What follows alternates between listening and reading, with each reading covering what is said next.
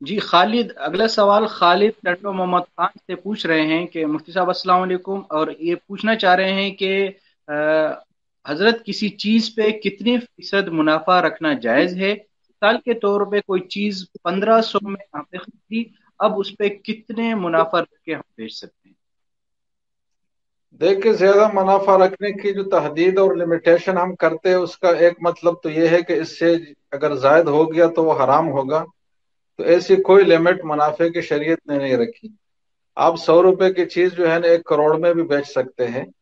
لیکن ضروری ہے کہ وہ آپ کسی کو دھوکہ نہ دے، غلط بیانی نہ کرے، اور کسی کی مجبوری سے غلط فائدہ نہ اٹھائے۔ اگر آپ سچ سچ بات کرتے ہیں، کوئی غلط بیانی نہیں ہوتی، اور سامنے والا کوئی ایسی اضطراری حالت میں نہیں ہے کہ وہ آپ سے سستی چیز بہت مہنگی خریدنے کے لیے اس بنیادی مجبوری کی وجہ سے، مجبوری کی بنیاد پر جو ہے وہ آمادہ ہوتا ہے، ایسی کوئی سچویشن بھی نہیں ہے،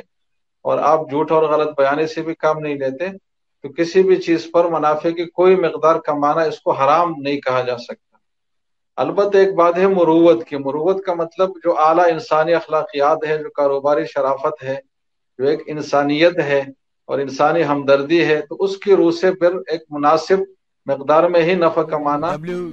یہ درست ہے، اور یہ www.darsequran.com مروت کے دائرے کے اندر ہے، اور اس سے زائد جو ہوگا تو بے مروتی ہوگی،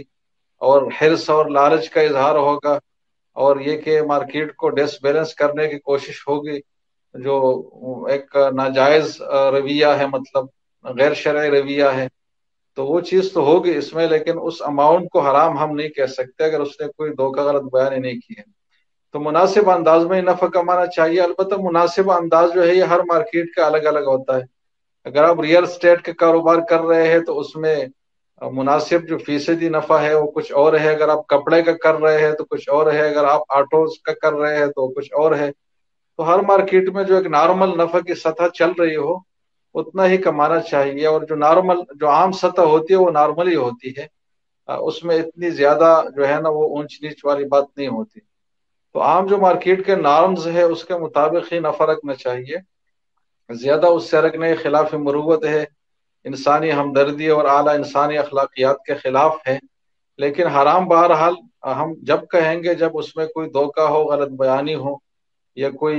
ناجائز معاملے کی صورت ہو۔ جب تک کوئی ایسی بات نہیں ہے تو اس اضافی اماؤنٹ کو حرام، جو بڑی فقہی اصطلاح ہے، جو سخت حکم ہے، تو وہ اس پہ ہم نہیں لگا سکتے۔